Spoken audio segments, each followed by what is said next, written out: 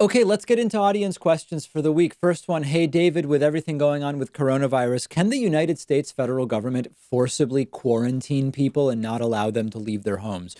As usual, this is a question that has a number of different answers. Part of it because we have state and local government.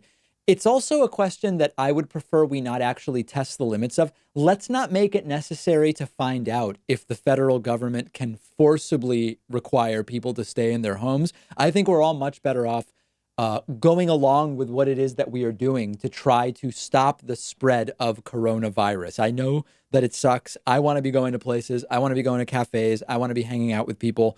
I get it. Okay. But we've all got to do our part. Time to pull up your big boy pants and do your part. But now let's explore it.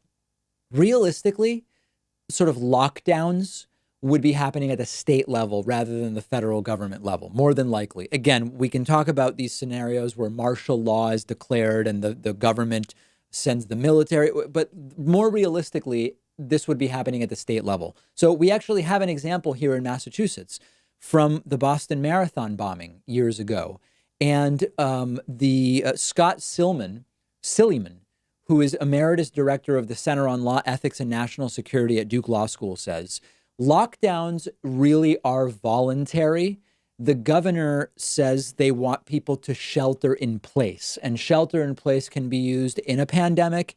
It can be used if there's dangerous people on the loose, as was the case with the Boston Marathon bombing.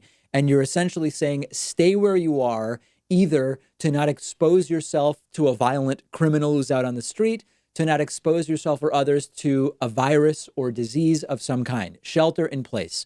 That is different than a state of emergency, which then has more sort of financial implications in terms of states being able to mobilize and accept certain resources from the federal government.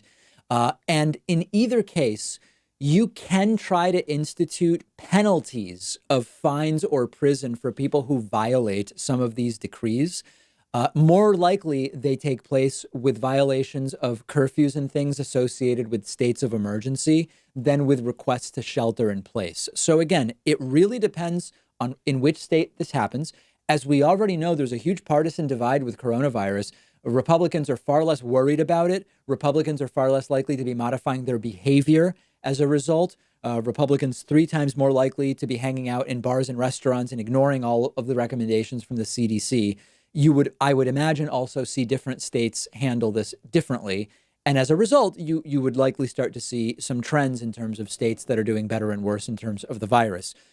My recommendation is let's not make it necessary to test the legal limits of recommendations that people stay home. Now, from a practical perspective, if you close down schools, ban gatherings of more than 25 people, close down bars and restaurants other than for takeout and delivery.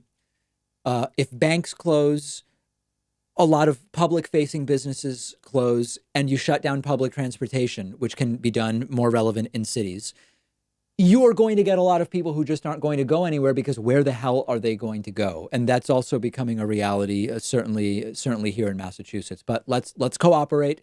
Let's do the right thing. Let's understand that even if we think when we go out, we're not doing anything, imagine that when you go out, you are putting an 80-year-old or a kid who's immunocompromised in danger. I don't want to be doing that. I don't want to participate in that. So I'm limiting what I'm doing.